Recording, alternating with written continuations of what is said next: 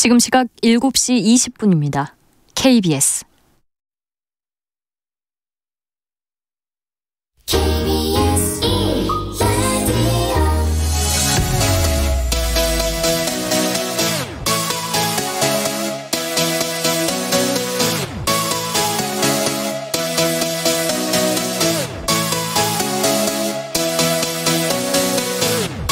KBS 열린 토론.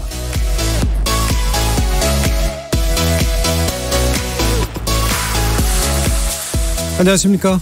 KBS 열린 토론 정준희입니다. 오늘 새벽 안타까운 소식이 있었습니다. 헝가리를 여행 중이던 우리 국민들이 탑승한 유람선이 침몰했고요. 많은 분들이 목숨을 잃거나 실종 상태에 있습니다. 또 한 번 안전에 대해 많은 생각이 들었던 하루였습니다. 부디 불행 속에서나마 좀 더 희망적인 소식이 들려오길 기원합니다. KBS 열린 토론, 매주 목요일은 평소의 찬반 토론의 형식을 벗어나 여러 분야의 전문가들과 함께 특정 이슈를 놓고 다각적인 접근법, 시각 등을 교차시켜보는 지목전 토크 시간입니다. 1부에서는 출연자 중 한 분이 골라주신 주제를 가지고 다양한 의견을 나눠보고 있는데요. 청취자 여러분들 혹시 들어보셨나요? 박망리쇼, 할단비, 먹방로 영원씨, 젊은 층의 전유물로만 여겨졌던 유튜브 세계에서 폭발적인 인기를 얻고 있는 바로 스타노인 유튜버들이십니다. 그냥 스쳐 지나가기에는 할아버지 할머니들의 이 관심, 이 유튜버들에 대한 관심이 굉장히 크고요. 1030 세대의 인기도 또한 심상치 않습니다. 지적 호기심에 목마른 사람들을 위한 전방위 토크, 오늘의 출연자 픽은 바로 문화비평가 이태광 경희대 교수께서 골라주신 1030 세대 왜 실버 유튜버의 열광하나라는 주제입니다. 이어서 오늘의 제작진 픽은 꿈은 이루어진다, 우리가 만들어가는 세계적 기준, 이렇게 주제를 정해봤습니다. 봉준호 감독과 유현진, 손흥민 선수, 그리고 BTS에 이르기까지 최근 문화 스포츠계에 연이어 들러오는 여러 좋은 소식을 놓고 출연자들과 함께 다양한 이야기 나눠보겠습니다. KBS 열린 토론은 여러분과 함께 만듭니다. 청취자분들도 지목전 토크 함께 하시면서 오늘 주제와 관련해 다양한 의견 보내주시기 바랍니다. 토론에 참여하실 수 있는 방법 안내해드리겠는데요. 문자로 참여하실 분은 샵 9730번 누르시고 의견 남겨주시면 됩니다. 단문은 50원, 장문은 100원에 정보 이용료가 붙습니다. KBS 모바일 콩, 트위터 계정 KBS 오픈을 통해서도 무료로 참여하실 수 있습니다. 청취자 여러분이 KBS 열린 토론의 주인공입니다. 청취자 여러분의 열띤 참여 부탁드리겠습니다. KBS 열린 토론 지금부터 출발합니다. 살아있습니다. 토론이 살아있습니다. 살아있는 토론, KBS 열린 토론. 토론은 라디오가 진짜입니다. 진짜 토론, KBS 열린 토론.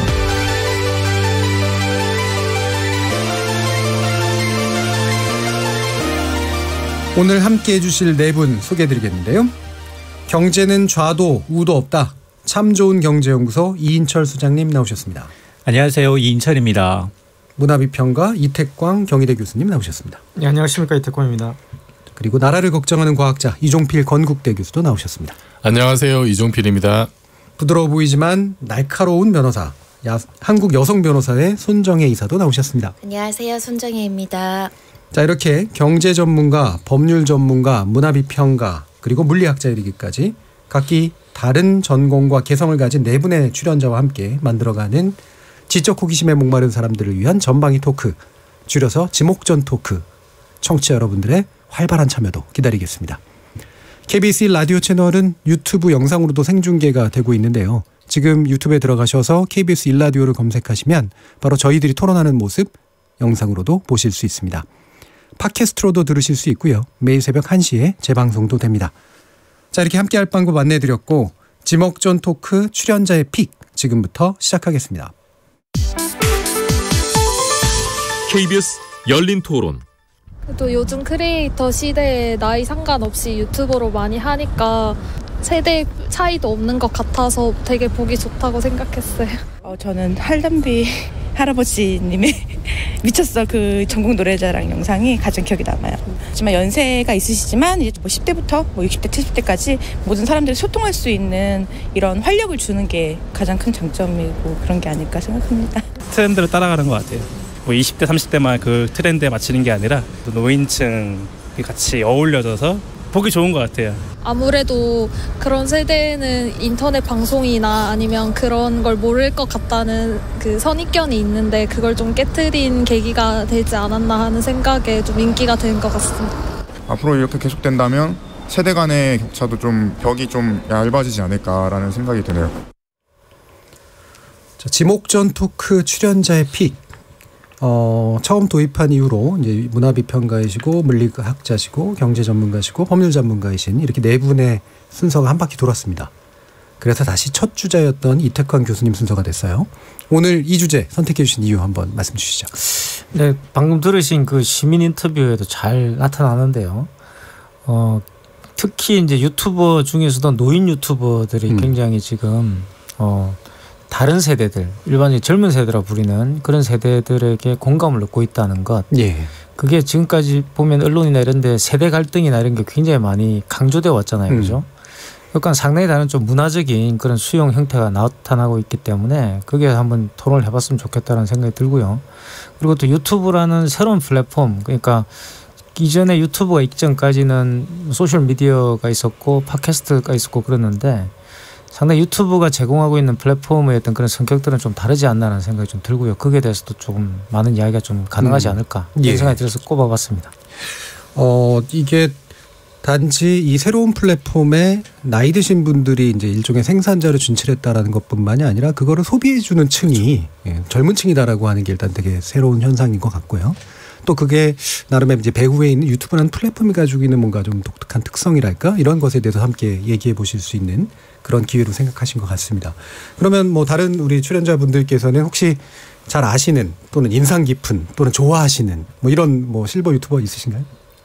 저는 아까 나왔는데 할담비님 예. 그분 되게 인상적이었고 그리고 유튜버 조금 더 넓히면 이제 실버 그 어떤 좀 나이 드신 분인데 이렇게 그 일반인인데 또 연예인 비슷한 활동을 하시는 분 중에 이제 그 모델 하시는 분 있죠. 김칠두 씨인가? 네.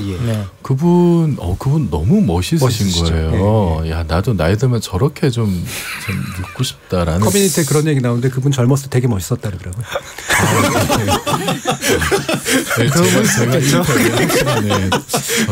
저는 좀 나이 들어도 좀 힘들긴 하잖아요. 그래서 그렇게 전방위적으로 유튜브뿐만 아니라 좀 전방위적으로 활동하시고 참 보기 좋다. 예. 그리고 앞으로 우리가 지금 뭐 100세 시대 이야기를 하는데 그 뭐 이제는 뭐 60이면은 새로운 인생을 시작해야 되는 때라고 하잖아요. 이런 그 좀 새로운 정말로 좀 장이 열리는 게 아닌가라고 해서 굉장히 좀 인상적으로 봤습니다. 그렇죠. 되게 멋있으신 분들도 많이 나오고 그다음에 귀여우신 분들도 또 많이 계시고요. 그렇죠? 되게 다 캐릭터도 한두 가지가 아닌 것 같아요. 실버 유튜버가. 또 뭐 혹시 손변아 선생님 기억하시는 분 있나요? 저는 그 박말래 할머니 워낙 뭐 유명하시고 그렇죠. 뭐 얼마 버신다는 기사를 보고 깜짝 놀라서 찾아본 기억이 있는데요. 굉장히 그러니까 외모부터 굉장히 친근하고 또 그 비빔 막국수? 국수 그거 따라했다는 친구들 주변에 좀 있더라고요. 그 조리법을? 네. 그래서 이제 너무 저명해지셔가지고 관심 있게 보고 있습니다. 저는 그분은 사실 유튜버로 처음 본 게 아니라 광고로 처음 뵀어요. 저랑 비슷하네요. 네. 그래서 이분이 어떻게 유명해진 다음에 보셨군요. 그분이 광고를 무려 7편을 찍으셨어요. 저는 세고 계셨었어요. 역시 경제 쪽으로 접근을 해보면 사실은 옛날에 그 이제 스마트폰이 등장을 하면서 실리콘밸리에는 하루에도 100만 장자가 잘 개발한 앱 하나 평생 먹여 살린다. 어플리케이션 하나가 히트를 하면 100만 장자가 수십 명씩 생겨난다 이런 얘기를 했거든요. 그래서 이제 그건 어플의 얘기였고 여기는 이제 창조물이잖아요. 개인 창조물. 동영상을 가지고 그래서 저는 앞서 이제 할담비라는 그 할아버지가 KBS 전국 노래자랑에 출연해서 방송된 게 3월 24일이에요. 그러니까 지금 2달하고 조금 흐른 거예요. 근데 세상이 확 바뀌었어요. 그 이전에는 정말 기초생활 수급자이면서 이제 노총각이시더라고요. 그런 굉장히 그 처짐에도 불구하고 거기서 춤추는 모습은 전혀 연상이 안 되는. 근데 그런 걸 보면서 저는 그 저랑 같이 일하는 작가분이 난리가 났다. 이제 그 전국 노래자랑 끝나고 난 다음 주에 봤더니 이 영상 꼭 봐야 된다. 전 처음 본 영상이었어요. 그분이 이렇게 춤추면서 율동하는 모습이 야 이거 뜨겠다라고 했더니 바로 그 다음부터 뭐 인간극장 섭외 들어가고 뭐 전 TV뿐만 아니라 모든 언론이 또 그분을 또 하니까 그분이 실제로 요 근래에는 자기만의 이제 그 유튜버 채널을 또 이제 만들어서 활동을 하는 걸 보고 야 우리나라에도 이제 나이 연령대 구별 없이 이제 강력한 컨텐츠를 갖고 있고 이제 개성이 있고 이런 이것은 이제 불문하고 히트가 되는구나. 이걸 아마 더 이제 깨닫게 됐습니다. 예, 이 전국 노래자랑이 사실은 굉장히 오래된 포맷이고 어떤 면에서 공영방송에 되게 존재의 의미를 가지고 있는 프로그램인데 지금까지 사실 지역이나 연령에 의해서 제한적으로 소비된 측면들도 없지 않잖아요. 근데 이게 역으로 유튜브로 진출하고 새로운 탤런트를 만들어내는 그런 또 창구가 됐다는 것도 되게 흥미로운 것 같아요. 근데 전국 노래자랑은요. 그 영국에서 맨 처음에 이제 오디션 프로그램이 생기죠. 그 이제 브리티시 팝 아이돌이라는 게 생기는데 그거보다 더 일찍 만들어진 오디션 프로그램이에요. 그러니까 가장 제가 볼 때 세계에서 가장 오래되고 가장 지속되고 있는 그 장수 오디션 프로그램이죠. 그러니까 그래서 그런 부분 제가 볼 때 좀 자랑해도 될 것 같고요. 그러니까 그 뭐 그런 당연히 콘텐츠 생산 능력이 있는 나라니까 유튜브 같은 플랫폼이 깔리면 굉장히 많은 이제 제주꾼들이 나오는 거 아니겠습니까? 그런 생각이 들고 사실 왜냐 그러면 왜 제가 이걸 또 픽한 이유 중에 하나가 뭐냐 그러면 박막내 할머니 때문인데 사실 저도 박막내 할머니를 몇 년 전에 몰랐어요. 이 몇 년 전에 이제 박막내 할머니 영상이 나오기 시작했었는데 그때는 또 유튜브가 지금처럼 그렇게 많이 대중화되지도 않았을 때입니다. 그렇죠. 근데 외신에서 저한테 인터뷰가 들어왔어요. 박막내 씨 아시냐고. 처음 들어본 거예요. 그러니까 그 발음도 이제 박막내가 안 되잖아요. 그렇죠. 누구지? 이러면서 그러니까 유튜브에 지금 있대요. 박막내라는 분이. 그래서 제가 찾아보니까 그 이제 치과 가면서 이제 화장하시는 이제 그 이야기가 막 나오고 화장품 가지고 말씀하시는 게 나오고 정말 그때 뒤통수를 맞은 느낌이었어요. 그러니까 그 당시에 박막내 할머니가 누군지 아무도 국내에서 모를 때였고 국내 보도에도 안 나갈 때였어요. 몇 년 전의 이야기니까. 근데 외신에서는 이미 이제 그걸 보고 이런 분이 굉장히 지금 그 조회수를 올리고 있다. 이게 뭐냐 이렇게 물어보더라고요 저한테. 그때 제가 좀 반성을 했죠. 그래서 찾아보고 하면서 제가 좀 나름대로 연구를 해보니까 굉장히 우리가 생각하는 것처럼 그냥 잠깐 이분이 올린 게 아니라 굉장히 어떤 계획적으로 특히 이제 손녀가 이제 그거를 처음에 회사를 이제 그만두고 이제 할머니 이야기를 듣는 게 혼자 듣고 있는 게 너무 아까워서 영상을 만들어 올렸다 그러더라고요. 그러니까 처음엔 그렇게 본인은 그렇게 이제 말을 하는데 그래서 이제 그 내용들이 굉장히 뭔가 이렇게 기존에 있던 콘텐츠와 너무 다른 굉장히 편집도 스피디하고요. 굉장히 그런 기존에 했던 그런 방송 영상하고 상당히 다른 느낌을 줬어요. 그래서 이게 새로운 신세대의 문법과 어떻게 보면 이제 굉장히 독특한 그 내용이잖아요. 그러니까 그 할머니가 나오셔가지고 그 노년의 청춘을 말씀하시고 내가 자기 본인이 살아온 인생을 굉장히 애잔한 인생을 많이 사셨는데 힘든 인생을 많이 사셨어요. 근데 그 인생을 후회한다든가 이런 것도 아니고 원망하는 것도 아니고 굉장히 낙관적으로 말씀을 하시고 이런 것들이 굉장히 저는 좀 충격적이었고 신선하다는 느낌을 받았어요. 그러니까 오히려 TV에서 볼 수 없는 그런 굉장히 좋은 내용이 솔직 담백하게 TV 같으면 그게 이제 검열에 걸려서 못 나오죠. 근데 그런 걸 굉장히 뭐 왠간 이제 쉽게 말하면 이제 뭐 막말 같은 그런 표현들을 쓰면서 이렇게 하시는 그게 막말처럼 느껴지지 않고 옆에 동네에서 그냥 듣는 그런 할머니를 만난 듯한 그런 느낌이 들더라고요. 그래서 이게 유튜브라는 새로운 채널이 가지고 있는 새로운 플랫폼이 가지고 있는 힘이 아닌가라는 생각이 좀 들었고요. 그리고 몇 년 지나서 이제 보니까 유튜브가 거의 지금 기존 방송을 위협하는 수준이 지금 됐지 않습니까?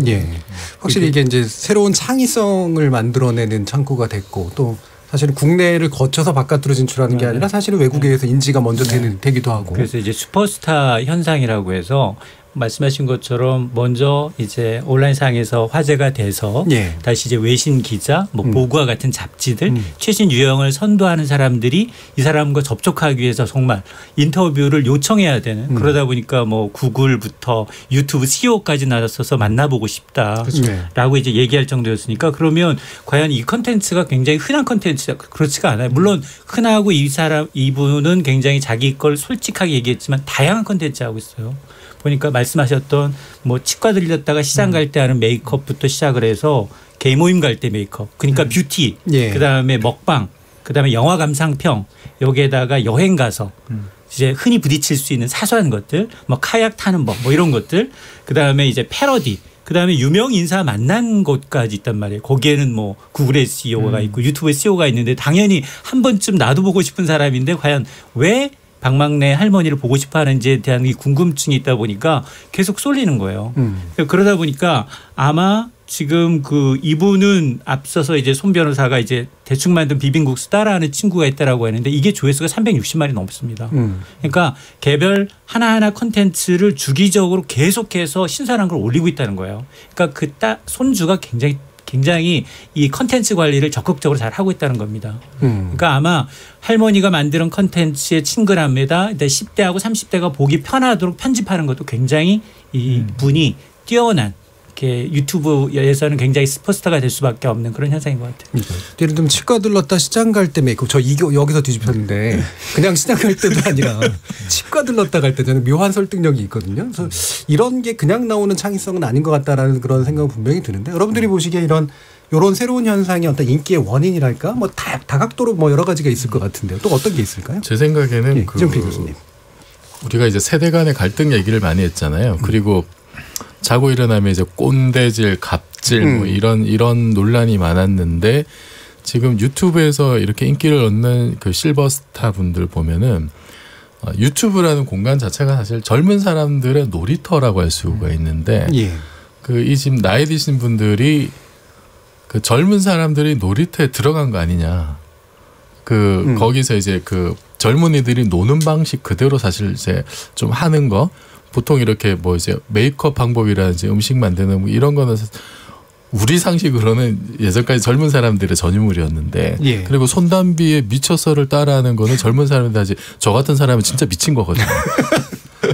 그런데 그 훨씬 나이가 많으신 분이 그 문법을 따라간다는 거예요. 그러니까 젊은이들의 문화를 이해하고 거기 이제 동참하려고 적극적으로 나서는 자세 여기에 우리 젊은 세대들도 마음을 열고 좀 호응을 해줬다. 예. 호응을 해줬고 그런데 이게 그냥 단지 그런 열정만으로 가능했던 게 아니라 그 지금 우리의 그 ICT 기술들이 일단 유튜브라는 플랫폼도 있고 그 다음에 이게 어쨌든 좀 편집이나 이런 거는 사실 그 나이 드신 분들이 하기 어려운데 이걸 지금 손녀가 하고 있잖아요. 예. 아까 대강 교수님 말씀하셨듯이 굉장히 저도 보고 자막 처리라든지 이거 화면 전환이 아주 감각적이고 스피디하더라고요. 상당히 그 전문가의 솜씨인 것 같은데 이거 보면서는 야 이게 정말 세대 간 콜라보의 이거는 가장 성공적인 사례다 이거는. 예. 우리가 여태 계속 이렇게 막 싸움질하는 이런 것만 지금 많이 봐왔는데 우리 구석에는 이렇게 성공적으로 세대 간으로 소통해서 뭔가 새로운 창조물을 낼 수 있는 아주 훌륭한 성공 사례가 있다. 이 점을 저는 좀 많이 부각을 해서 좀 알려줬으면 좋겠고 그 속에서 사실 어르신들이 그렇게 젊은이들의 놀이 문법에 이렇게 녹아 들어가지만 그 속에는 또 그분들의 삶이 녹아 있잖아요. 예. 그분들의 인생이 다 어떻게든 녹아서 자연스럽게 퍼질 수밖에 없는데 그거를 보고 또 우리 젊은 세대들이 그거를 또 이제 듣는단 말이에요. 그 인간에 있는 어떤 그분들의 삶을 이제 아는 거죠. 아 이게 우리 어른들의 삶이고 이게 사실 우리 대한민국이 살아온 역사고 이런 거를 저는 알고 거기에 또 공감을 하고 그런 분들에 대한 좀 공경의 마음도 좀 있지 않을까. 이런 식으로 좀 세대 간의 어떤 서로 이해하고 화합하려는 노력들의 결과물이 아닐까 그렇게 생각합니다. 그러니까 세대 간 콜라보 뭐 나아가서 심지어는 크로스오버라고도 얘기할 수 있는 이제 그런 섞임 현상 같은 것들이 분명히 되게 중요한 요인인 것 같긴 해요. 그래서 이제 그 한국 사회를 지금 진단하시는 분들 중에 어른이 없는 사회라 이런 말을 많이 하시는데요. 어른이라고 있는데 보면 이제 대부분 만족스럽지 않은 그러니까 이른바 꼰대라고 부를 수 있는 그런 분들이 많잖아요. 그리고 좀 잘해주면 본인이 잘난 줄 알고 이렇게 부리려고 들고 뭐 이런 게 굉장히 많습니다. 저도 386 세대인데 우리 386 세대도 굉장히 많아요 그런 사람들이. 그러니까 어른이라고 하면 그런 아주 부정적 이미지만을 가지고 있었는데 유튜브에서 이 만나는 이 실버 스타 분들은 어른임에도 불구하고 본인들의 어떤 감수성과 너무나 소통이 잘 되는 예. 것이죠. 그리고 이제 말씀하신 것처럼 인출 소장님이 말씀하신 것처럼 누구도 제공할 수 없는 또 콘텐츠를 또 제공할 수 있는 거예요. 그러니까 그 전달의 방식이나 이런 건 굉장히 감각적이고 젊은 세대에 맞추면서도 또 젊은 세대가 경험할 수 없는 그런 콘텐츠도 전달해 주니까 예. 이런 콘텐츠가 사실 없죠. 그러니까 이런 식의 어떤 방송이라는 게 만들어질 수가 없는 건데 나온 거예요. 그러니까 그 생산물이 나온 것이죠. 그래서 굉장히 그런 것들이 우리 사회의 어떤 결핍, 그러니까 어른이 부재한 사회에서 어른에 대한 어떤 갈망, 지금 젊은 세대가 가지고 있는 그러니까 친근한 벗과 같은 그런 어른들에 대한 갈망 이런 것들을 표현하는 것도 아닌가 이런 생각도 듭니다. 그래서 방망내 어록이 인기가 좋은 거 어록이요. 네. 몇 가지가 있더라고요. 근데 굉장히 어려운 말 아니고 그냥 충동 구매라도 뭐 내 돈 주고 쓰는데 뭐 이런 얘기부터 해가지고 그냥 어떻게 살아야 되면 뭐 쉽게 살아 뭐 하고 싶은 대로 살아 뭐 이런 식의 이제 툭툭 던지는 이야기 뭐 남한테 조언하지 말아라 뭐 이런 이야기들이 그냥 아무 생각 없이 툭 얘기하시는데 그게 맞는 거죠. 그렇죠. 삶의 연륜과 경험에 아니 저는 제일 의해서. 그 와닿던 게 살 빼려면 처먹지 마. 엄청난 진리죠. 가장 과학적인 예. 아예 그렇게 살 뺄 생각하지 마라 이런 말도 되죠. 예. 그냥 맛있으면 먹으면 되지 이런. 네, 그런 걸 굉장히 솔직하고 구수하게 말해주니까 젊은 사람들이 이렇게 막 가르치려 들지 않고 그냥 쉽게 듣고 싶은 얘기 해주시니까 굉장히 편안하게 그걸 잘 듣게 되는 것 같아요. 어떤 면에서 보면 이제 우리 사회가 너무 나이로 이제 서열화돼 있고 위계화돼 있는데 사회는 바뀌는데 위계는 남아 있으니까 생긴 불편함들이 굉장히 있었는데 어른들이 재정이 되고 있는 또 스스로 재정이 하고 있는 아마 그런 것 같아요. 근데 아까 이제 그 플랫폼 얘기도 이제 해주셨지만 저는 일단 그런 생각이 들었거든요. 그러니까 과거에 보면은 이 공간적 분리라는 게 너무 명확한데 뭐 예를 들면은 저기 특정 공원에서는 특정 나이 드신 분들이 보이고 예를 들면 스타벅스 같은 공간에 나이 드신 나타나면 물이 흐려졌다라고 되게 싫어하고 이런 식으로 되는데 이 유튜브라는 플랫폼은 공간적인 이미지가 있긴 있지만 이렇게 틈입이 가능한 하지만 이렇게 좀 자연스럽게 들어갔는데 선택이 가능한 공간이다 보니까 좀 자연스럽게 퍼져갈 수 있었던 가능성도 있지 않았나 싶은 그런 생각이 들긴 합니다. 기술이 제공하는 기본적 평등성이 있잖아요. 예. 그러니까 예를 들어서 애플이 이제 그라지 밴드를 이 컴퓨터 프로그램에 삽입했을 때 사실 그걸 보고 제가 느낀 게 작곡을 이제 평범한 사람이 할 수 있구나잖아요. 그러니까 그게 기술의 평등성이라고 볼 수 있는데 유튜브와 이제 팟캐스트는 그런 면에서 저는 차이가 좀 있다고 봅니다. 그러니까 팟캐스트는 최소한 내가 그래도 방송국 같은 꼴을 갖추고 방송을 해야 돼요. 그렇죠. 가서 일종의 브로드캐스트죠. 예. 그런데 유튜브는 그게 필요가 없습니다. 물론 지금 이제 방망래 할머니 같은 경우는 손녀분이 이렇게 편집을 해주시고 그러지만 사실 또 편집이 안 돼 있는 것도 굉장히 많이 있어요. 그냥 막 쭉 그냥 스트리머로 쫙 보여주는 그런 지겨운 이제 그런 유튜브들 많이 있죠. 그런 것도 상당히 조회수가 높거든요. 그리고 그냥 단순하게 정보를 전달하는 어떻게 보면 평범한 분들이 나오셔가지고 그냥 자신들의 이야기를 풀어놓는 그런 내용들도 굉장히 많이 있습니다. 그래서 유튜브는 어떻게 보면 아무나 방송을 할 수 있는 최적의 조건을 주는 것이죠. 그렇다고 해서 뭐 거기에 대한 서버비를 지불해야 된다는 이런 부담도 없고 또 방송이 굉장히 잘 되면 또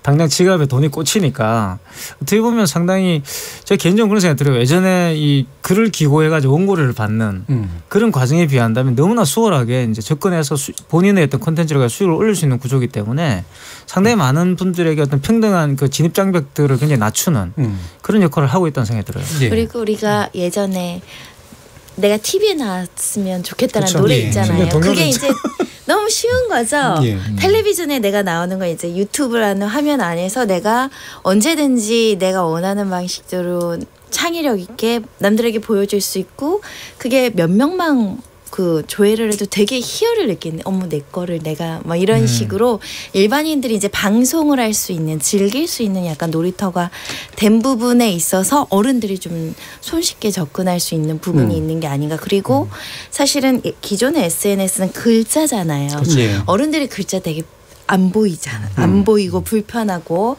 이 가독성에 대해서 좀 어려울 수 있는데 화면이 돌아가니까 어른들도 굉장히 훨씬 더 많이 볼 수밖에 없는 컨텐츠가 된 것 같고 실제로 정치하시는 분들 중에도 대부분 어른들이 많이 그 구독을 하고 그것도 방송을 만드시고 그래서 굉장히 손쉬운 방법으로 어른들이 접근하실 수 있는 것도 굉장히 유효했다고 봐요. 예.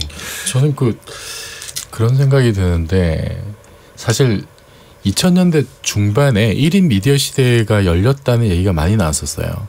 그리고 우리나라에서 이제 그 이름난 포털에서도 이제 뭐 어떤 이런 TV 서비스 이런 걸 동영상 서비스를 했었고 뭐 아프리카 TV나 이런 것들이 많이 이제 생겨났던 시기가 있었고 돌이켜 보시면은 그 2008년에 이제 뭐 광우병 파동 이런 게 있었을 때 사람들이 광화문에서 시위하는 거를 개인이 이렇게 영상으로 찍어서 개인 방송 같은 것도 하고 상당히 화제가 됐었는데 그런데 그로부터 사실은 이게 유튜브라는 플랫폼이 전체를 다 이제 석권을 하고 사람들이 동영상 유튜브로 검색을 한 시기까지 사실 10년 가까이 걸렸거든요.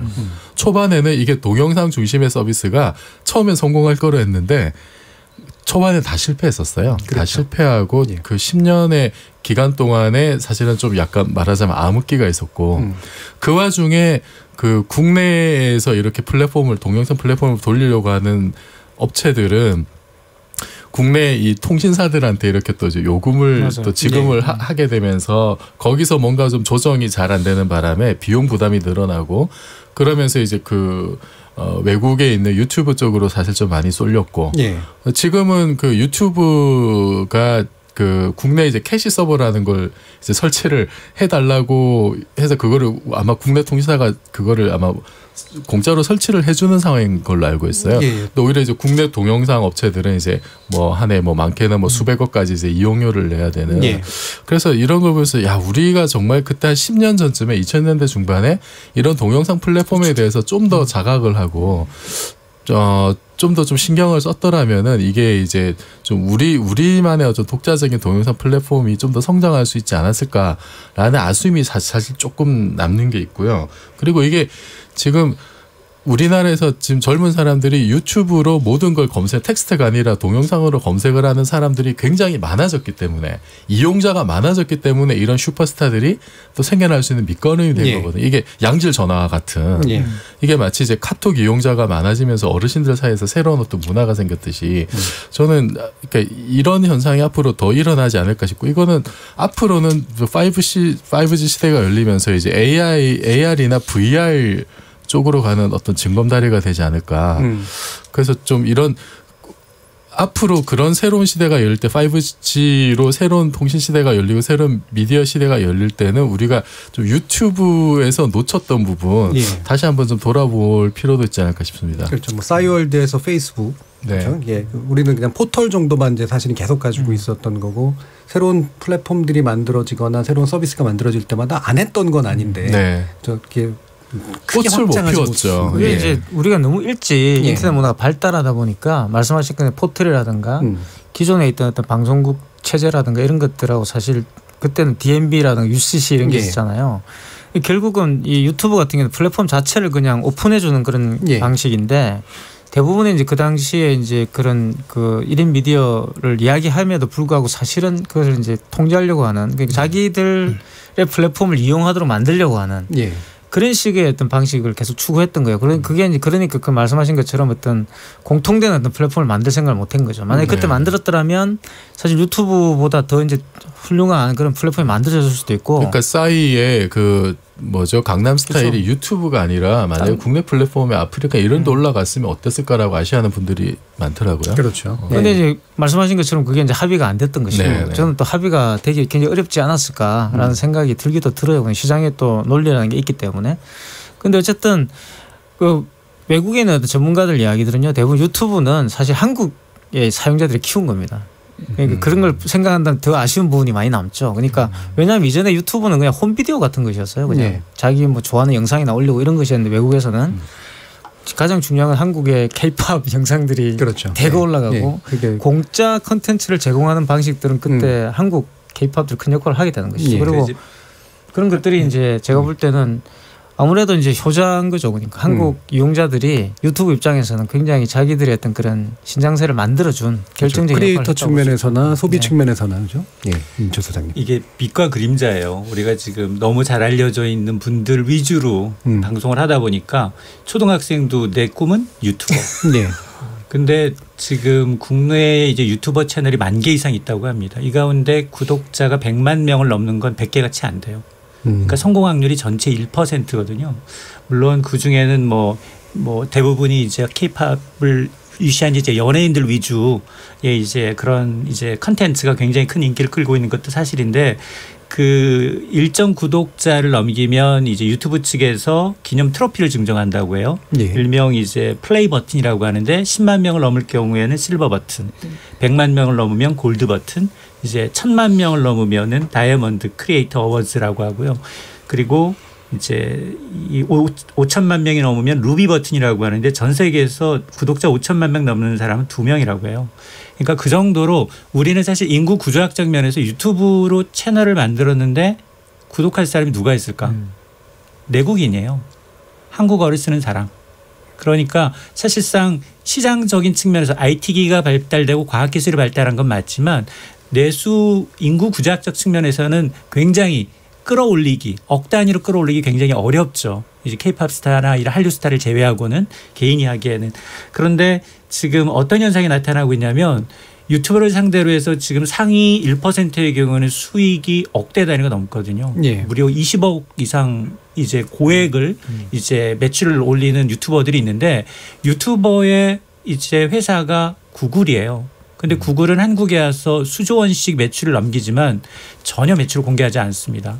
그러니까 이 유튜버의 수익 구조라는 게 플레이했을 경우에 일정 시간 플레이하면 그 중간중간에 광고를 삽입해서 얻는 수익인데 그걸 어느 정도 어떻게 주는지는 국세청은 아무도 몰라요. 네. 그러니까 정말 이제 유명한 BJ들이 자기가 받은 이제 그걸 또 구글의 경우에는 공개하지도 않지만 이제 원천 소득을 해서 주는 게 아니라 달러로 유튜버들한테 지급을 하다 보니까 이게 본인이 알면서도 이거를 당장 내일이 5월 말일이기 때문에 이제 종합소득세 신고를 해야 되거든요. 이런 분들이 소득이 발생했다라고 하면 네. 이런 것들은 사업소득 내지는 기타 소득으로 이제 잡히거든요. 근데 해야 되는데 그걸 안 하다 보니까 실질적으로 지금 국세청이 유튜버를 대상으로 해서 특별세무조사에 들어가서 착수를 했어요. 네. 그리고 한 유명 유튜버의 경우에는 외화로 받은 광고 수입 20억 원을 전혀 신고하지 않았어요. 그래서 이제 5억 원의 소득세를 이제 추징당한 사례가 있는데 그러니까 이 시장이 계속해서 커질 수 있고 그리고 나도 앞으로는 이 시장을 개척해서 주수입원을 올리겠다라고 하시는 분은 반드시 이 세금 개념도 생각을 하셔야 돼요. 예, 지금 이게 이 실버 유튜버님들께 내일까지 소득세 신고를 하시라고 깨알 같은 생활 정보. 나중에 추징당할 수 있을까 저도 봐. 한 탈세가 되죠. 5억 정도 세금 낼 정도로 걸었어요. 아니 아까 유튜버 채널 만드실까 뭐 이러시는데 제 주변에 진짜 유튜브 하시는 분들 많습니다. 시장 규모에 대해서는 저는 이제 낙관적이에요. 왜냐하면 일단 한류가 계속 저는 성장세에 있을 것이라고 보고 또 지금 또 많은 그 말씀하셨던 스타 유튜브들은 잘 보시면 지금 깨알같이 밑에다가 자막을 달고 있고요. 그 솔직히 말 유튜버 지금 트랜슬레이션이라는 유튜버 번역이라는 자발적 번역들이 있죠. 새로운 그 직종도 지금 생겨나고 있어요. 그러니까. 아니, 그 번역 정도는 좀 있으면 인공지능이 다 알아서 해줄 것 같아요. 너무 아니 일자리 창출도 해야죠. 왜 자꾸 인공지능 아니 그 박막내 할머니는 심지어 SNL이라는 뭐 개그 프로그램에 잘 봤다. 거기 권헉수 그 개그맨을 잘못 이제 오타로 쳐서 그랬더니 그 개그맨이 진짜 찾아서 만났다는 거 아니에요. 그러니까 할머니 할아버지들이 하는 실수는 그대로 액면 그대로 또 이제 구독자들이 또 이해하는 것 같더라고요.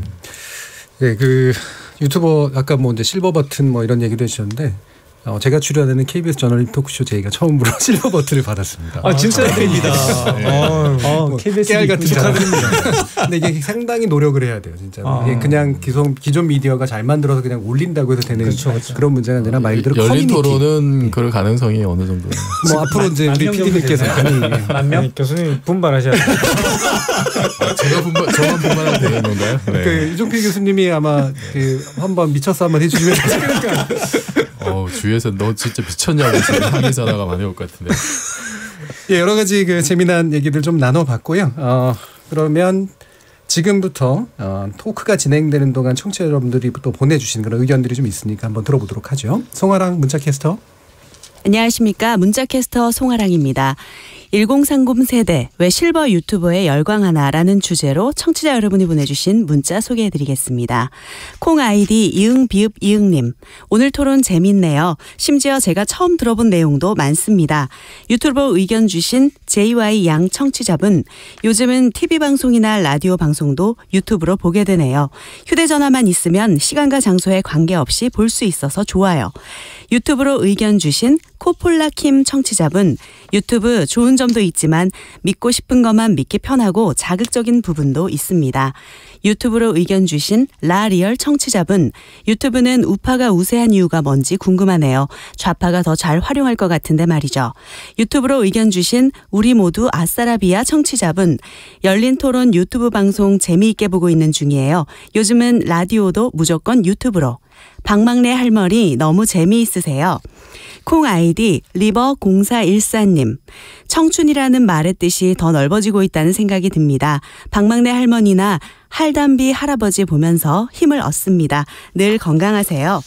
지금 방송을 듣고 계신 청취자 모두가 시민 논객입니다. 문자는 샵 9730으로 참여하실 수 있고요. 단문은 50원, 장문은 100원의 정보 이용료가 붙습니다. KBS 콩, 트위터 계정 KBS 오픈을 통해서도 무료로 참여하실 수 있습니다. 청취자 여러분의 날카로운 시선과 의견 기다리겠습니다. 지금까지 문자캐스터 송아랑이었습니다.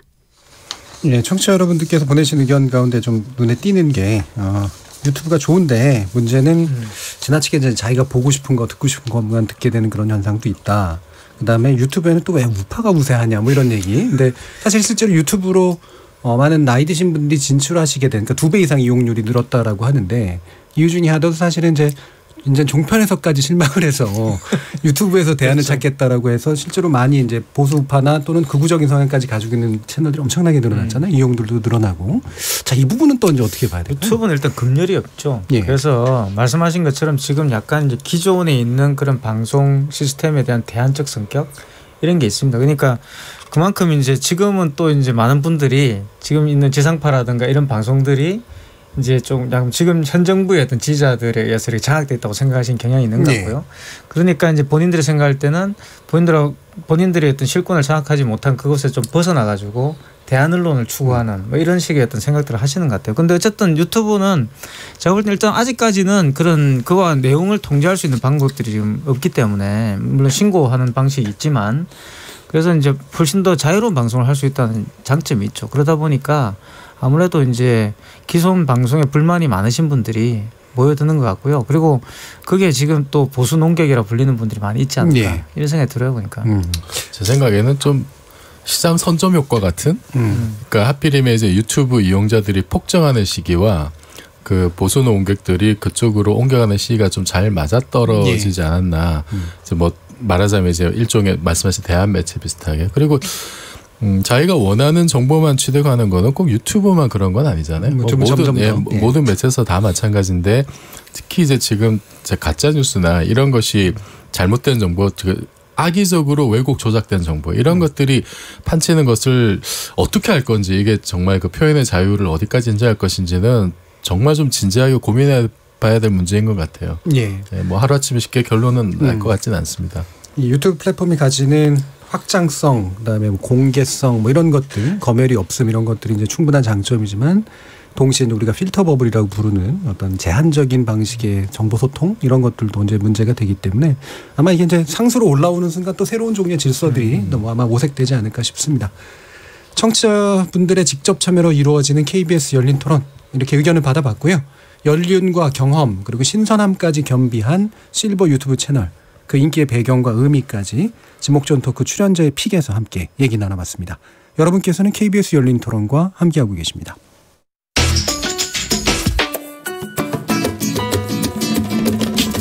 묻는다, 듣는다, 통한다. KBS 열린 토론. 듣고 계신 청취자 여러분 감사드립니다. 들으면서 답답한 부분은 없으신가요? 궁금한 점은요?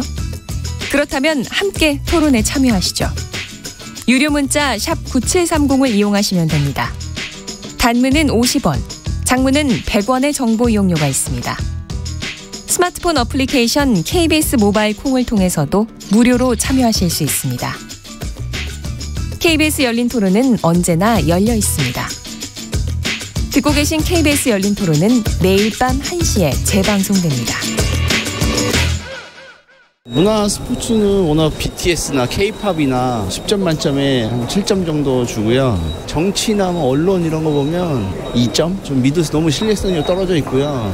문화 스포츠 문화 쪽은 10점 만점에 8점? 칸 가서 상 받은 것도 그쪽으로는 워낙 잘하고 있어서 우리나라 알리는 거에서는 괜찮은 것 같아요. 정치 경제 쪽은 3점? 가해자를 위한 인권 같은 거는 있는데 피해자를 위한 인권 같은 거는 보호해주지 않는. 문화 스포츠는 8, 9점 주고 싶어요. 여자 골프라든가 손흥민 가도 그래도 국위선양하고 있잖아요. 그런데 우리 정치경제법 언론가 2점 자기 이익만 취하느라고 국가는 국민은 돌보지 않잖아요. 문화 스포츠 쪽은 10점 만점에 8점이고요. 정치나 이런 경제 쪽은 10점 만점에 5점. 글쎄요, 문화 스포츠는 국내적으로나 세계적으로 괜찮은 성과들을 이루고 있고 충분히 민주적으로 잘 이루어지고 있다고 보는데 정치만 좀 너무 후진적이지 않나. 지적 호기심에 목마른 사람들을 위한 전방위 토크. 두 번째 주제는 꿈은 이루어진다. 우리가 만들어가는 세계적 기준입니다. 참 좋은 경제연구소 이인철 소장, 문화비평가 이태광 경희대 교수, 물리학자이신 이종필 건국대 상어교양대 교수, 그리고 한국 여성 변호사의 이사이신 손정혜 변호사 네 분과 함께하고 있습니다. 지금 이제 시민들 목소리를 들어보면 문화 스포츠는 10점 만점에 거의 이제 9.8점 이상이 되지만 정치 경제는 2점 3점이다. 근데 저는 이렇게 대비해 놓으면 당연히 이런 점수가 나올 수밖에 없다고 이제 보는데요.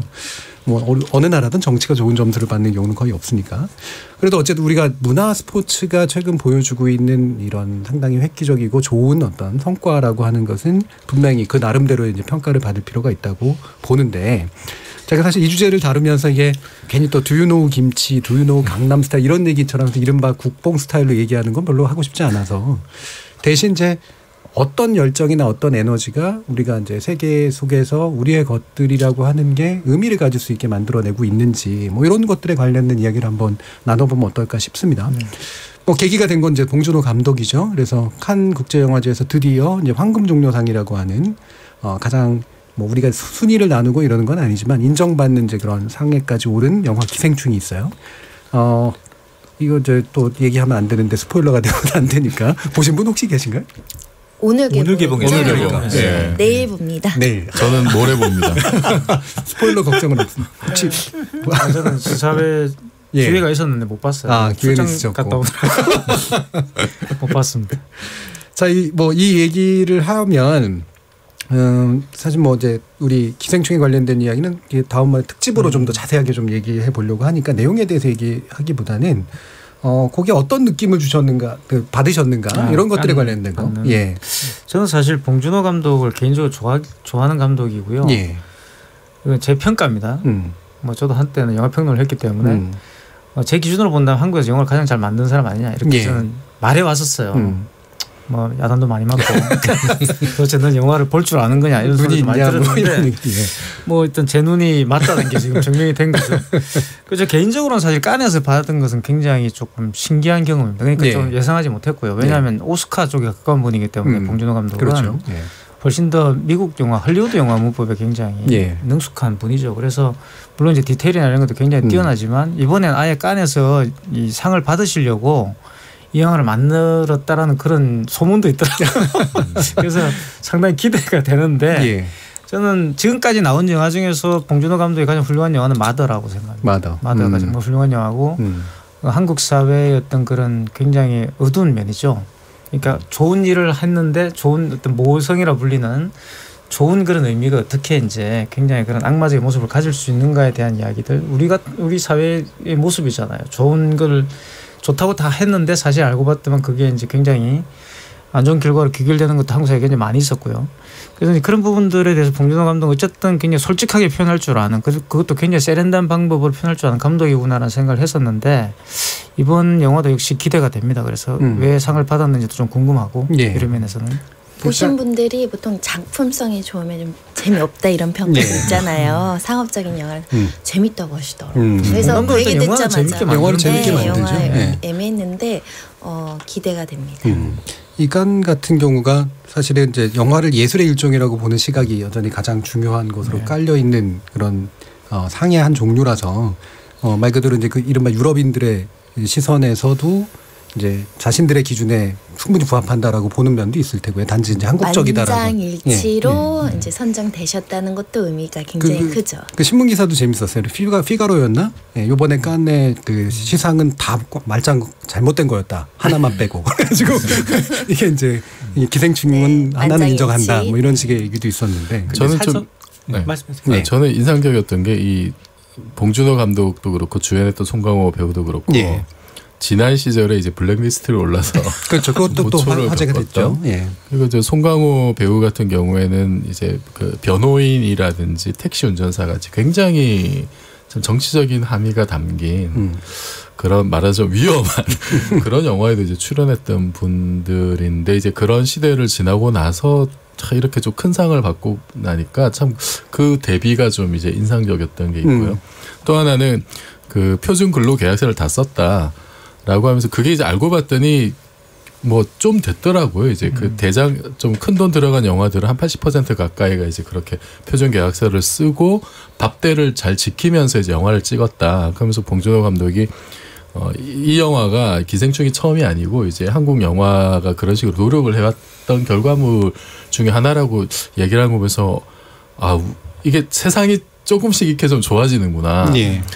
근데 여전히 이제 우리가 보면은 그 드라마 같은 것도 그렇고 이렇게 왜 영상물 제작할 때 아주 좀 열악하게 뭐 이제 밤새 작업하고 해서 스텝이 이렇게 위험한 일을 하다가 죽기도 하고 이제 이런 불미스러운 일들이 여전히 좀 이렇게 있을만 하면 일어나잖아요. 그런데 그 점차 좀 좋은 쪽으로 시스템이 잡혀가고 있고 우리가 옛날에 개발 한참 산업화하고 하던 시절에는 우리가 먹고 살고 성장하려면 어쩔 수 없이 좀 사악한 일을 해야 된다.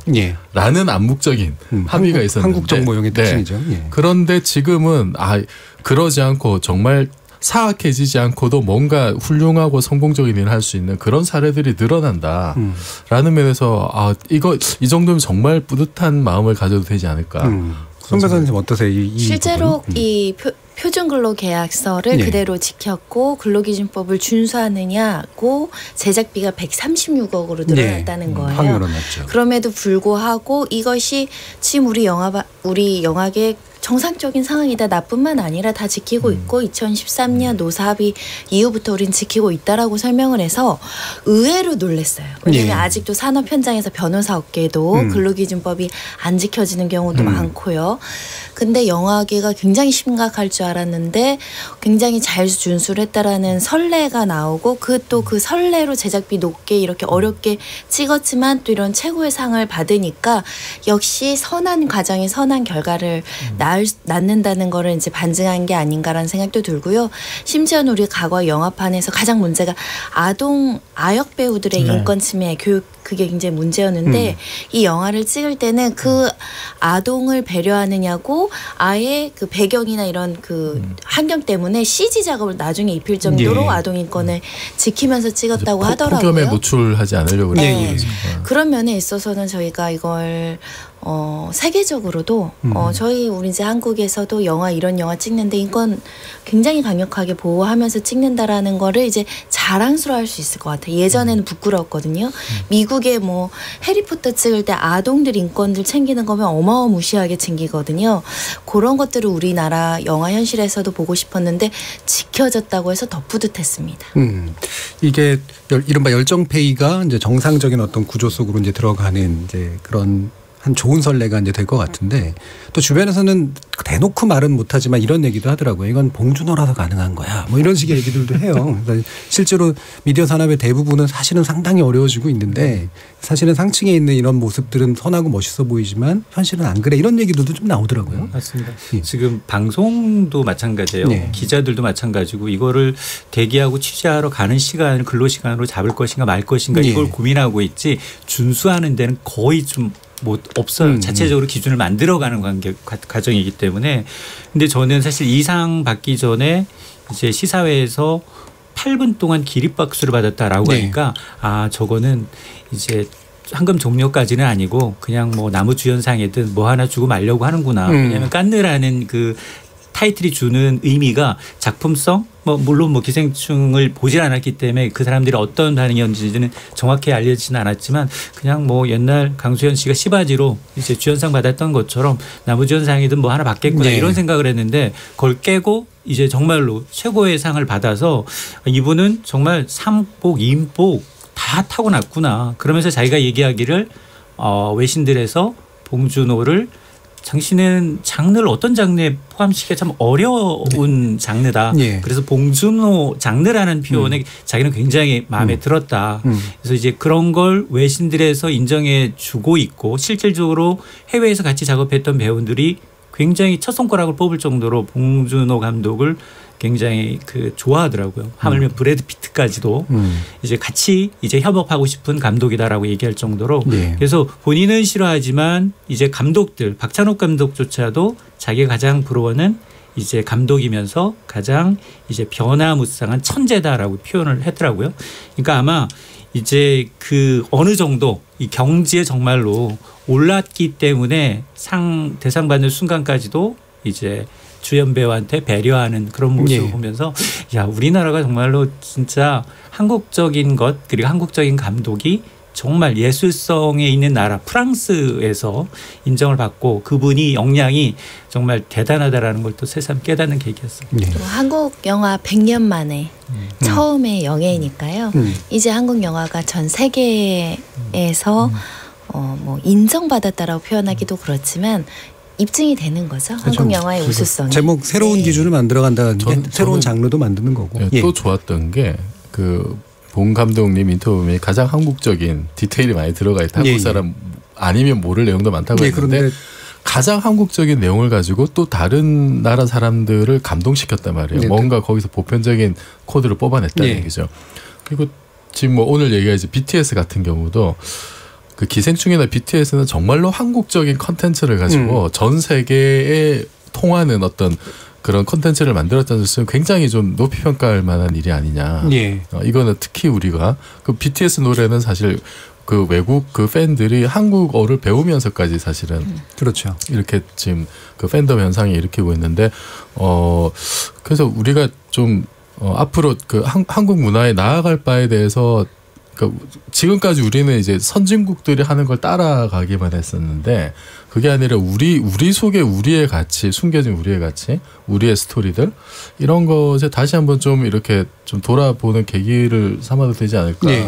그런 자연스럽게 이제 BTS로 또 갔는데 BTS는 뭐 여기저기서 많이 얘기는 했습니다만 이제 이미 비틀즈를 넘어섰다 뭐 이런 얘기까지 나오고 일부는 뭐 과장이라고도 하지만 이게 어떤 의미냐면 사실은 우리가 한국적인 것이 세계적인 것이다 이런 얘기할 때 맨날 탈춤 얘기하고 뭐 이제 이런 전통주의에 좀 지나치게 있었는데 현대 한국이 만들어낸 것을 가지고 이제는 이제 독자적인 어떤 스타일을 갖추기 시작했다라고 하는 이제 그런 얘기로 또 읽혀지기도 합니다. 근데 지금 웸블리 스타디움에서도 뭐 뭔가 이제 공연을 하게 됐다고 그러고요. 이게 보헤미안 랩소디 영화 보면 거기에 나오는 장면이잖아요. 그 영화 한참 사람들이 빠져 있었을 때 아니 그 시절에 거기 장소 간 사람 없냐, 그 역사적인 그 공연 본 사람 없느냐, 막 이런 얘기를 제가 다른 사람한테 들었는데 역사적인 공연을 지금 우리 BTS가 그 공연장에서 한다는 거잖아요. 상당히 상징적인 공간이죠, 웸블리 스타디움은.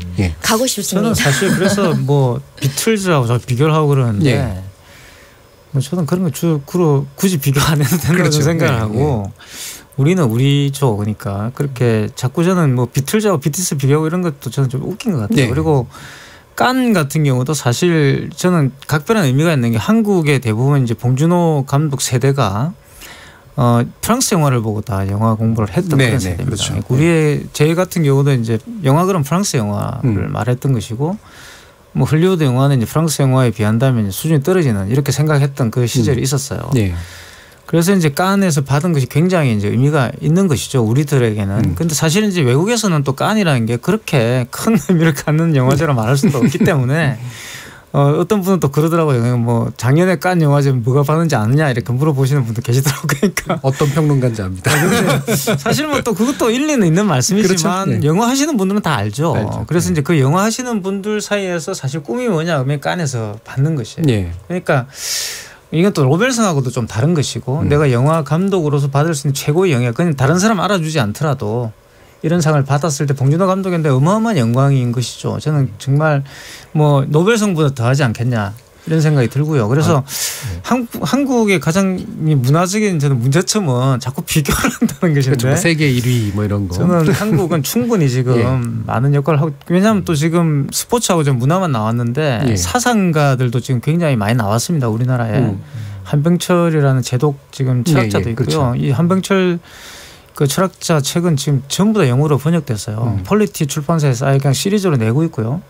그리고 스페인 같은 데서도 한병철 이 철학자 한병철 교수죠 지금. 이 교수의 책들이 굉장히 많은 젊은이들에게 울림을 주고 있고 그리고 또 경제학 분야에서도 또 뛰어난 장하준 교수가 있죠. 네. 장하준 교수는 사실 우리가 경제학자로 알고 있지만 유럽에서는 대표 지식인입니다.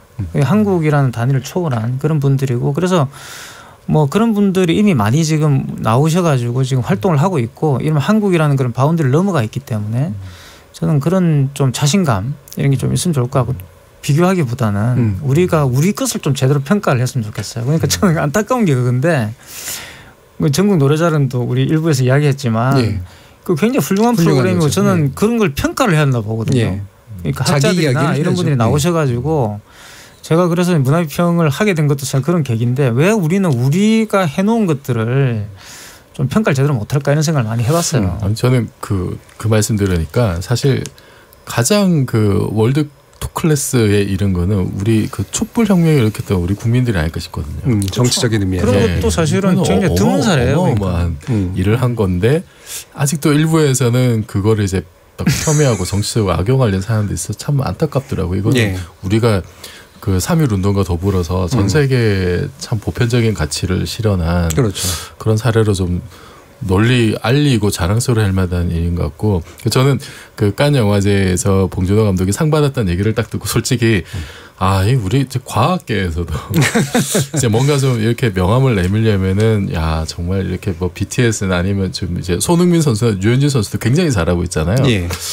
그 정도가 되려면은 좀 더 노력을 해야 되겠구나. 물론 이제 옛날에 비해서 굉장히 이제 그 많이 좋아지긴 했습니다만. 좀 그런 아쉬움과 함께 저도 이제 기초과학 하는 사람으로서 좀 반성도 하고 좀 더 열심히 살아야겠다.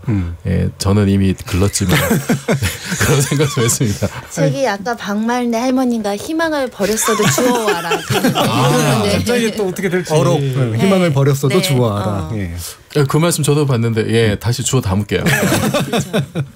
근데 뭐 상도 중요하지만 말씀하신 것처럼 우리 촛불혁명이나 이런 것처럼 사실 한국이 저는 굉장히 참 특이한 나라라고 생각해요. 그러니까 전 세계 역사를 놓고 봤을 때 그런 부분들이 이제 자랑스러운 게 있는 것이죠. 그러니까 그게 저는 대단히 중요하다 보고 상을 꼭 받지 않더라도 그래서 거기에서 굉장히 좀 우리들 스스로가 가지고 있는 가치들 이런 걸 좀 돌아볼 수 있었으면 참 좋겠다 이런 생각을 하는데 너무 또 상에 집착하는 것도 좀 아닌 것 같고 근데 어쨌든 얼마 전에 또 한강 작가가 또 평가도 받고 했지 않습니까? 그런 것들은 사실 저는 부수고 따라오는 거라 봐요. 그만큼 있기 때문에 해왔기 때문에 그런 것이 따라오는 것이지 그걸 받겠다. 예를 들어 노벨상 같은 것도 한번 보십시오. 노벨상을 받겠다고 그렇게 열심히 하지면 안 되잖아요. 열심히 받으려고 하면 안 되는 거예요. 그러니까. 상이 뭔가를 증명해 주는 것처럼 생각하는데 상은 이제 결과물에 대한 따라오는 부수하는 상을 받지 않았다고 해서 또 가치가 없다 이렇게 말할 수도 없다는 거죠. 사실 과학 분야는 너무 노벨상에만 집착하는 것 자체가 문제거든요. 그것도 문제죠. 그거를 떠나서 실제로 그 우리나라의 예를 들어서 뭐 각 대학별로 그러면 기초과학을 연구한 학과들이 지금 어떤 상태이냐 뭐 이런 것도 좀 돌아봐야 되고 과학 문화라고 하는 것이 좀 퍼져야 되는데 문화로서 좀 받아들이는 그런 게 아니고 좀 왜곡된 형태로 과학을 또 많이 받아들이고 있는 현실이고요. 그리고 뭐 이제 특히 이제 뭐 역대 정부들이 다 과학이나 기술의 어떤 수단, 뭐 방편, 뭐지 이런 뭐 경제 발전을 위한 뭐 또 도구 이렇게만 생각을 해왔던 게 좀 되게 아쉬워요. 그래서 앞으로 그 제가 예전에도 말씀드렸듯이 21세기 슈퍼히어로는 과학기술인데 그리고 앞으로는 87년 체제를 극복하기 위해서는 과학 담론이 또 상당히 좀 중요할 텐데 좀 더 많은 관심이 필요하지 않을까. 그러기 위해서는 좀 그 지금 추세가 이제 그 글로벌한 어떤 그 콜라보레이션이 굉장히 중요하거든요. 예. 그 어떤 빅사이언스 이제 이런 형태로 그게 좀 주목할 만한 트렌드이긴 한데 우리도 좀 한국형 빅사이언스 같은 고민도 좀 필요하지 않을까. 한국형 들어가면 사실 나쁜 게 많습니다. 한국형 민주시한다고 독자고 그랬는데 근데 우리가 예를 들어서 뭐 제한된 인력과 돈 때문에 뭐 저기 일본이나 미국처럼 할 수는 없지만 우리 규모에 걸맞는 좀 그런 어떤 빅사이언스 이런 거도 한번 고민해 보면 좋겠다는 생각이 드네요. 이게 이제 어떤 특이하고 빼어나고 독특한 능력을 가진 한 개인이 마침 한국인이어서 이제 한국이 주목을 받는 게 아니라 사실은 봉준호 감독의 영화는 한국 영화가 가지고 있는 그렇죠. 토대에서 나온 거고 네네. 실제로 BTS 같은 경우는 한국 음악 산업이 가지고 있는 어떤 토대에서 나오는 그런 측면들이 있잖아요. 그래서 그것의 사회적 표현이다라고 보면 더 좋을 것 같은데 그러니까 이제 노벨상 프로젝트라는 이름으로 흔히 뭐 한두 개인의 과학자를 막 그렇죠. 지원해주는 이런 프로젝트는 그러는 망하는 거예요. 망하는 거고 저는 이제 과학이 왜 아쉬우냐면은 이런 거예요. 지금 우리나라가 기록 문화가 굉장히 발달해 있잖아요. 옛날에 뭐 다란이경부터 뭐 조선왕조실록부터 그리고 우리 굉장히 오랜 역사 동안 한 곳에 몰려 살고 그래서 우리는 스토리텔링이 굉장히 강하다고 봐요. 그렇죠. 그 DNA가 있다. 그래서 BTS가 성공했던 것도 그 내러티브에 있는 메시지 그 이제 그 세계관이라고 하죠. 그 세계관의 어떤 그 성공 사례. 봉준호 감독도 이거는 우리의 스토리를 가지고 전 세계인한테 먹힐 어떤 뭔가를 만들어낸. 근데 잘 보면은 과거하고 현재 이야기는 많아요. 근데 미래 이야기가 약해요, 상대적으로. 네. SF나 장르물은 굉장히 없잖아요. 저는 이게 상대적으로 우리가 좀 과학이 좀 빈약한 이런 그렇죠. 현실이 반영된 게 아니냐. 앞으로는 좀 그만큼 미래 이야기도 좀 우리는 많이 좀 해야 된다. 지금 뭐 우리 앞선 시간 유튜브 얘기도 했고 뭐 이랬는데 새로운 그 기술의 발전 시대에 좀 걸맞게 좀 우리의 그 어떤 스토리텔링의 영역을 좀 더 확장을 하자. 그러기 위해서는 과학에 대한 관심, 문화로서의 과학을 즐기는 어떤 그런 풍토도 좀 필요하다고 봅니다. 예. 생각해보니까 미래에 대한 영화는 주로 재난 영화. 맞아요. 미래가 어둡다는 얘기예요. 네, 뭐 한국의 2050년 이걸 영화로 예. 그려본 영화 별로 없는 것 같아요. 그렇죠, 뭐 그러네. 한국 영화는 네. 윤리적 메시지가 굉장히 강합니다. 네. 판타지물도 보면은 신과 함께 같은 윤리적 메시지잖아요, 그렇죠? 예. 예. 한국 영화들은 그런 게 굉장히 강하고 봉준호 감독은 또 그런 것을 좀 살짝 뒤틀어서 전달한 그러니까 결국 그게 이제 한국적인 것이 세계적이다 뭐 이런 이야기라기보다는 저는 말씀하신 것처럼 우리가 우리의 삶을 성실하게 또는 진지하게 살다 보면 거기서 보편성이 이제 획득되는 거죠. 저는 그 과정이라고 저는 생각하고 결국 모든 삶이라는 건 사실 동일하잖아요. 그러니까 어떤 지역을 초월해서 하지만 우리가 그 지역에 묶일 수밖에 없는 또 처지가 있는데 그 처지에 너무 매몰되지 말고 그 처지에서 계속 말씀하신 미래지향적인 가치 이런 것들을 계속 이야기하다 보면 그 보편성이 저는 도출된다고 봐요. 그게 네. 우리가 해야 되죠. 그러니까 좀 진지하게 이 문제 우리가 갖고 있는 문제를 접근하다 보면 과학도 저는 그럴 거라고 봅니다. 그러니까 결국 그 인프라를 만들어야지 되는 것이거든요. 상을 네. 받고 이런 문제가 아니라 맞습니다. 우리 문제를 해결하기 위한 과학적 인프라가 나와야 되는 것이고 그렇지 않았을 경우에는 황우석 같은 사태가 발생하게 되는 그렇죠. 거예요. 그러니까 네. 과도하게 투자하게 되고 그렇게 가버리는 뭐 거예요. 여러 가지 좀 이런 안 좋은 뭐 인보사 문제도 있고 뭐 참 안타깝습니다. 지금 우리 이제 그 시민들 이야기도 좀 했었고 정치하고 자꾸 비유하면서 이제 정치에 대한 점수를 매겨보는 얘기도 했었는데 정동영 민주평화당 대표가 백범 김구 선생의 문화광론을 비하면서 국회 모습에 쓴소리를 뱉었는데 이것도 약간 유체이탈 화법이다라는 생각은 들긴 합니다만 아까 말씀하신 것처럼 촛불혁명이라든가 이런 식의 시민적 정치 역량 이런 것들은 굉장히 커졌는데도 불구하고 그것을 제도나 시스템이 그만큼 받아주지 못하는 거 그렇죠? 이런 식의 문제들도 뭐 그런 의미의 지적은 뭐 타당하지 않을까 싶은 그런 생각도 좀 있습니다. 어떻게 보세요? 우리나라 이제 대중문화가 한번 융성했던 게 90년대 중후반 때였고 그게 이제 2000년대 초반까지 이어진 것 같은데 그게 묘하게도 이게 그 민주화가 진전된 거랑 좀 이렇게 맞물린 면이 좀 있다고 보거든요. 그러니까 이 자유가 확대되고 표현의 자유가 더 이제 넓어지고 뭐 그런 그 궤를 같이 하지 않느냐. 그래서 뭐 정치가 오히려 좀 발목을 잡는 이런 시절이 옛날에도 있었고 최근까지도 아까 얘기했던 블랙리스트 이제 이런 좀 안 좋은 일들이 있잖아요. 근데 우리가 역사를 봤듯이 잠깐 삐끗하면은 또 수레바퀴가 거꾸로 돌아가거든요. 지금도 그 뭐 5.18이나 이런 과거를 부정하는 이런 사람들이 많은데 이게 단지 그냥 어떤 정치 수사 이런 게 아니라 우리의 문화 자체, 뭐 영화에서부터 스포츠에서부터 이 모든 걸 사실 갉아먹는 우리의 정신 모두를 갉아먹는 참 안 좋은 행태다라는 걸 좀 여의도 좀 알아주셨으면 좋겠어요. 예, 그렇습니다. 두 번째 지목전 토크도 뭐 마무리 지어지고 있는데요. 그럼 또 한번 청취자분들의 의견도 잠시 좀 들어보고 갈게요. 송아랑 문자캐스터. 문자캐스터 송아랑입니다. 꿈은 이루어진다. 우리가 만들어가는 세계적 기준에 대해 청취자 여러분이 보내주신 문자 소개해드리겠습니다. 콩아이디 주일랑님, 한국 영화, K-팝 등 이제 한국 예술이 세계인의 혼을 감동시키는 시대가 도래했다고 봅니다. 휴대전화 뒷자리 0403님, 상을 받는 것도 기쁜 일이지만 우리 영화와 음악의 수준이 세계에서 인정받고 있다는 점이 뿌듯하네요. 이런 게 바로 국력이죠. 콩아이디 여름이 좋아님, 봉준호 감독, 세계에서 인정받고 있는 BTS까지 우리 문화의 수준은 최고인데 왜 정치는 늘 저 모양일까요? 국회에 계신 분들 좀 느끼시는 게 있으시길 바랍니다. 라는 의견 주셨습니다. 지금까지 문자캐스터 송아랑이었습니다. 예, 잘 들어보고 이인철 소장님은 혹시 뭐 이런 부분에서 좀 새로운 소식이 좀 들렸으면 좋겠다 바라시는 거 혹시 있나요? 저는 일단 그 경제적 측면에서 지금 미국이 줄을 세우고 있어요. 하웨이를 타겟으로 우리 쪽에 줄 서라.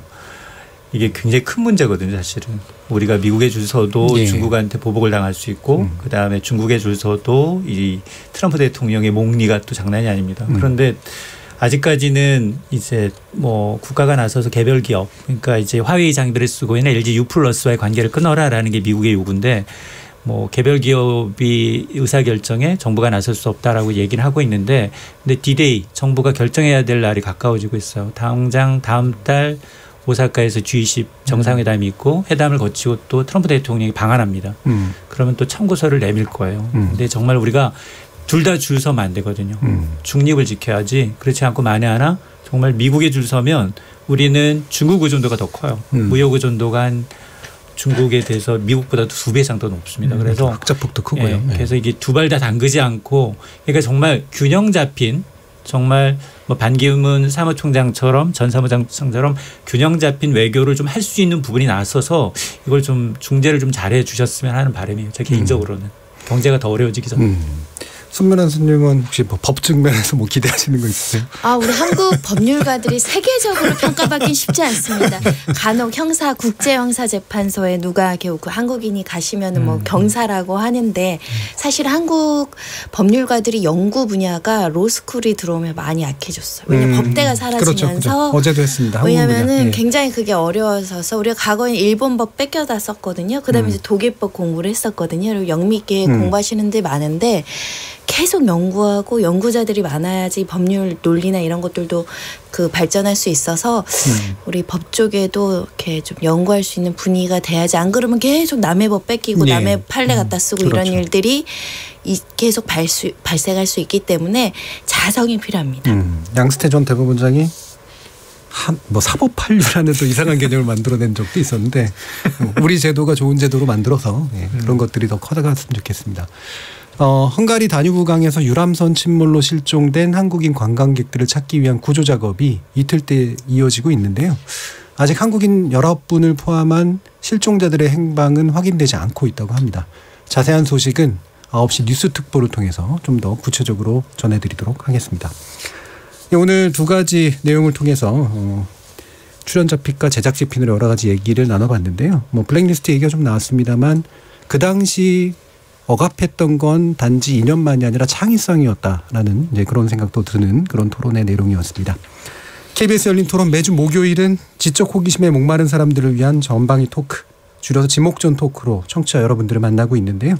오늘은 네 분의 전문가와 함께 1030 세대 왜 실버 유튜버에 열광하나, 그리고 꿈은 이루어진다, 우리가 만들어가는 세계적 기준 두 가지 주제를 가지고 다양한 의견을 나눠봤습니다. 오늘 함께해 주신 이인철 참 좋은 경제연구소장, 문화비평가 이택광 경희대 교수, 물리학자이신 이종필 건국대 교수, 그리고 손정혜 변호사 모두 수고하셨습니다. 감사합니다. 감사합니다. 함께해 주신 시민논객 청취자 여러분 모두 감사드립니다. 저는 내일 저녁 7시 20분에 다시 찾아뵙겠습니다. 지금까지 KBS 열린 토론 정준이었습니다.